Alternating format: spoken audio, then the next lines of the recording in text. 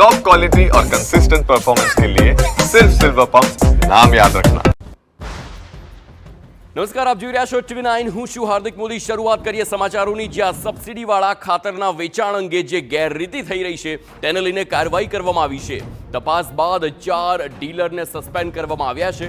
18 જિલ્લાના 56 વિક્રેતાઓને ત્યાં તપાસ કરવામાં આવી અને તપાસમાં 17 જેટલી વિસંગતતા સામે આવી છે।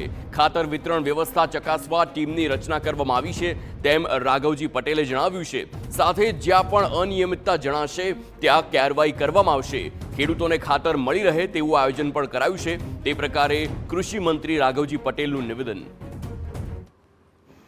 રાજ્ય સરકારે ઉચ્ચ કક્ષાના અધિકારીઓની એક ટીમ નિમી અને તેને આ વિતરણની આખી વ્યવસ્થા તપાસવા, ચેકિંગ કરવા અને જ્યાં અનિયમિતતા માલુમ પડે ત્યાં વ્યવસ્થિત ખાતરનું વિતરણ થાય એના માટેનું આયોજન કરવા માટેની એક ટીમ ગઠિત કરી છે। 18 જિલ્લામાં આ ટીમની કામગીરી શરૂ થઈ છે। એના પરિણામે જ્યાં આ ટીમને અનિયમિતતા જણાતી હશે વિતરણમાં ત્યાં જરૂર મુજબ કડકમાં કડક પગલાં લઈ ખાતરનું વિતરણ નિયમિત થાય અને જરૂરિયાત મુજબ ખેડૂતોને ખાતર મળી રહે એ માટે સરકારશ્રીએ આયોજન કર્યું છે અને કાર્યવાહી ચાલુ છે।